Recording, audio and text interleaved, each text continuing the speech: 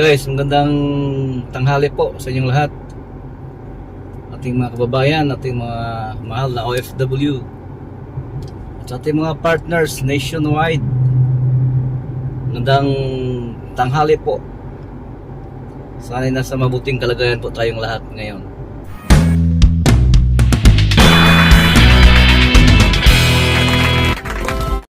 Sa mga interested magiging partners, i-text or i-message nyo ako dyan sa aking number na nasa screen. Napunta po tayo ngayon guys doon sa ating bagong partner dyan sa Basak, San Nicolas, Cebu City. Shout out sa ating bagong partner si Ma'am Jos at si Sir John Ray. Isang seaman din guys, bago nating partner. And then shout out din pala sa ating partner sa Roa City, si Sir William Limhoco, sa kanyang bagong outlet. Hindi pa natin na mention sa ating channel yung bagong litsunan outlet niya dyan sa Rojas. Yung kita ko sa inyo sa screen guys yung pangalan ng kanyang litsunan ni Sir William. And then soon to be, meron din tayo bagong magiging partners natin dyan sa Pangasinan. So sasabihin ko lang yung mga pangalan niya later on guys sa mga susunod nating video. And then kay meron din tayo sa Zamboanga, Sibugay. Sa susunod nating mga vlog ay ating i-mention at pakita natin ang kanilang mga logo ng kanilang mga litsunan. And then next week pala guys ay pupunta kami ni Madam Rock sa Iloilo, diyan sa Miagao, Iloilo. Kaya sa mga nagtatanong natin na at gusto din mag-partner diyan sa Iloilo, pwede din tayo mag-meet and greet doon kung may time. Kasi 3 araw lang naman kami doon ni Madam Rox. At babalik doon kami kasi titingnan natin yung gagawing outlet ni Sir Edward dyan sa Miagao, Iloilo City. Okay, so maraming salamat sa mga bagong partners na nagtitiwala. At soon to be pala sa Marikina City, pagbuksan na yung outlet ni Sir Winston Lopez dyan sa Marikina City ay bubuksan na. So, sa mga hindi pa natin nag-greet, sino pang hindi natin na-mention sa lahat nating partners, kumusta po kayong lahat? Dito pala tayo guys sa CCLEX dumaan kasi galing tayo ng Lapu-Lapu City. Dumaan tayo sa ating bagong outlet natin, yung sariling outlet ng Don Ricardo's. So galing doon sa atin kasi pabor pag doon tayo dadaan sa Lapu-Lapu City, then liko tayo dito sa CCLEX. Then dito malapit na tayo. So within 10 minutes lang nasa Cebu City na tayo pag dito tayo dadaan sa CCLEX.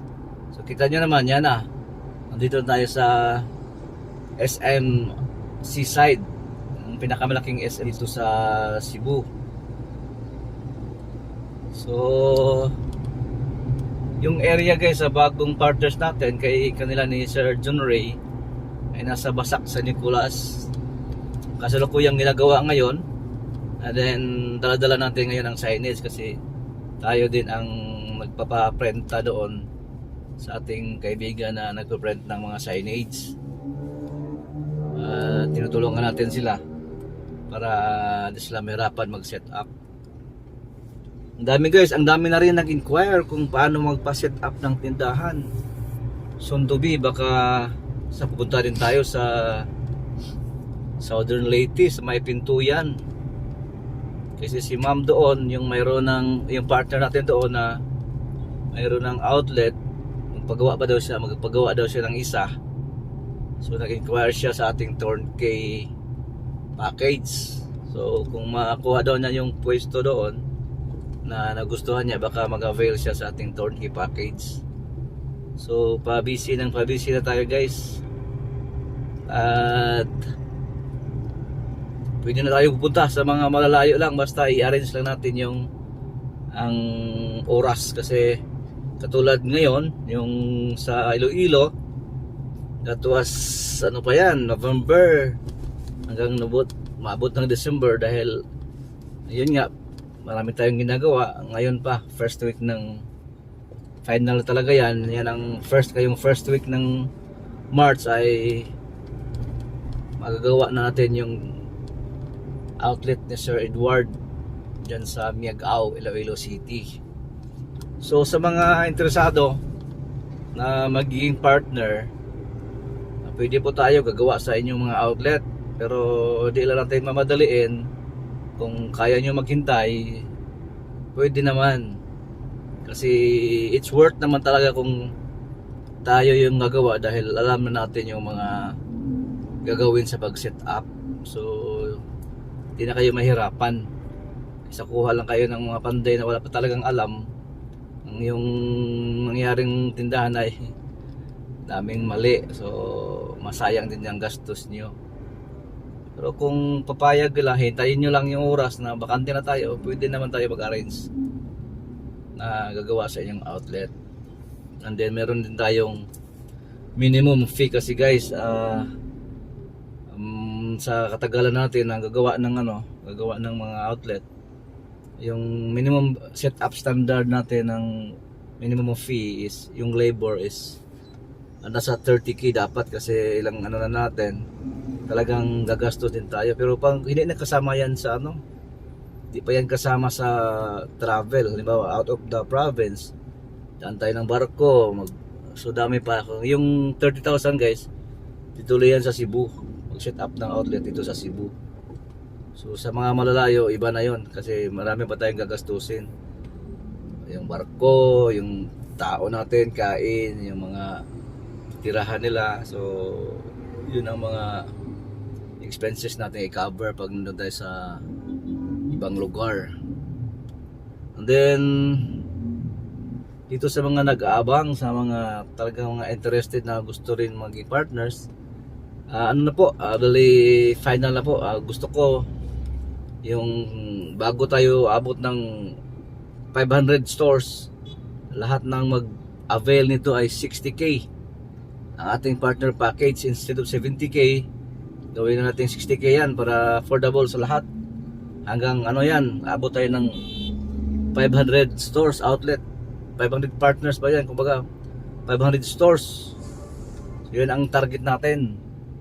So sa mga nag-aabang dyan, so pwede na kayo mag-avail sa bago tayo lalampas ng 500, kasi pag lalampas natin 500, siguro pwede na tayo dyang magmahal, kasi dami-dami na naman yan eh. So hindi na tayo ganong pag marami na tayo, so okay na siguro yung 500 na pagbigyan natin ng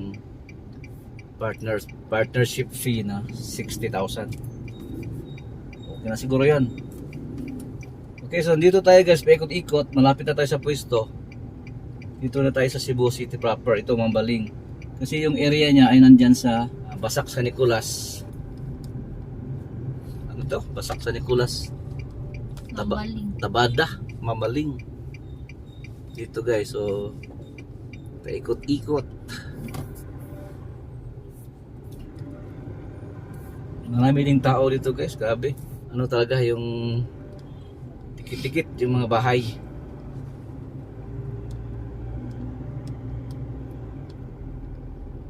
Shout out pala kay kay Sir Welchan Anoos.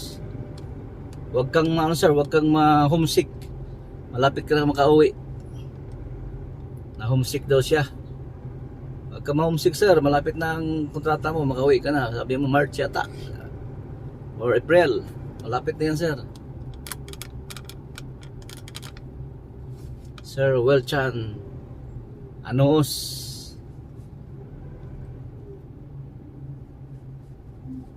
Lapit na tayo sa pwesto guys. Kita nyo na, start na ng mga dikit-dikit na mga tindahan.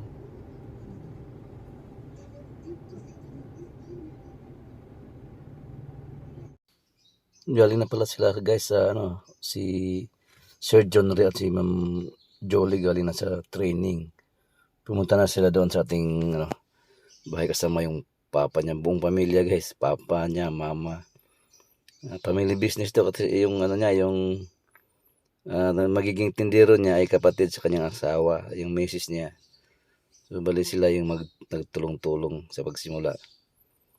Si Sir ano ba guys, si Sir John Ray ay isa ding seaman. Nasa bagong baba lang siya galing sa barko. So ngayon dito kaagad sumampa sa training. So ready na sila sa opening. Kaya train sila dito ng ilang oras. Traffic guys. Mukhang di naman tayo ngayon makaparking. Ano kasi ito guys, ano siya, nasa looban ng ano, hindi siya highway. Barangay road siya at saka napaka-busy na lugar. Yung ano, yung mga sidewalk maliit lang, so mahirapan tayo mag-parking. Pero okay lang naman to dito sa about sa kanyang sales. Yung pwesto niya kasi nandito nakahilira yung mga litsunan. Nasa eksaktong location siya. Ano lang dito kung mayroon tayong mga sasakyan dito basta-basta makapag-park dahil tayo yung makakause ng traffic. So kita nyo naman yun. So bali dalawang sasakyan ng kasya bawat lane. So malapit na tayo. Nandoon naman natin isang isang service natin na truck yung gamit yung dala-dala nila palagi kung saan tayo tatrabaho. So yung kinakargahan ng mga materials natin at service nila. So dala-dala nito, andito na yun. Malapit na yan. Ito. So dito, itong street na guys, ito na yung pwesto natin. Malapit sa, mayroon siyang katabi. Malapit na mga litsunan, mga kilala rin mga litsunan. Pero okay lang naman dahil natikman na natin yung mga lasa nila. At masarap pa tayo dyan. So malapit sila sa barangay hall din. So nandito banda yung kung makita na natin yung sasakyan, doon na yung pwesto natin ng ating partner na sila si Sir John Ray at saka Ma'am Jolie. So tanghaling tapat ngayon guys. Marami pa rin tao kahit tanghaling tapat. Karugtong to ito sa pwesto ni Don Franco. Mga 2 to 3 kilometers from here, nandoon yung pwesto ni Don Franco sa may Inayawan. Yung unang pwesto talaga ni Don Franco. Dito yun banda, straight yun, nandoon yung sa may bandang dulo. Mga 2 to 3 kilometers pa naman, nandoon kay Don Franco. Yung pinakaunang pwesto niya sa may White Road, Inayawan.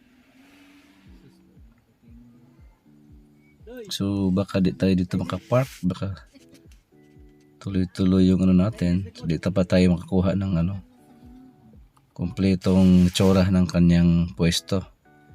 Anyway, papakita ko sa inyo guys yung pag sa opening.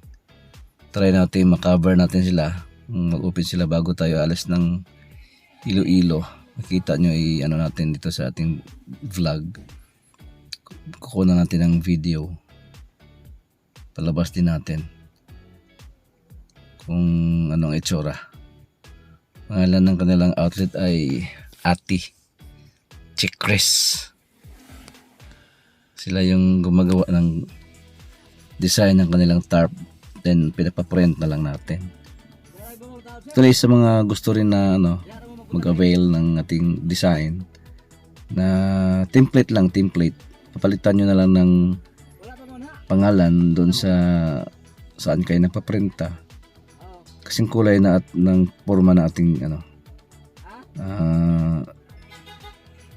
signage. Kung makita nyo anong signage natin, yung kay John Lawrence, ganon, mga design, yung papalitan nyo doon ay pangalan lang, kung ano yung pangalan ng inyong na gustuhan sa tindahan nyo, palitan nyo na lang. Di talaga tayo nakakuha ng picture guys sa bagong gawa na pwesto ni Ate Chris, Chick Chris kay kanila ni Sir John Ray. So sa opinion din na lang natin papakita sa inyo yung itsura ng kanyang pwesto. Actually common color lang naman sa atin mga partners, pare-pareho lang naman yan. And then pati yung mga side aids, so ganun din yung itsura. Pero later on sa ating vlog sa kanyang opening, pag makakuha tayo ng video, papakita natin ang itsura sa bagong gawa natin na pwesto na Sir John. Okay, maraming salamat sa inyong panonood. Hanggang sa susunod, at sa mga bago lang dyan sa ating channel, huwag niyong kalimutan mag-subscribe, like at share nyo guys para marami pa tayong matulungan na mga negosyanting maliliit or yung mga OFW na gusto magkaroon ng negosyo katulad nito. Maraming salamat po at bye bye.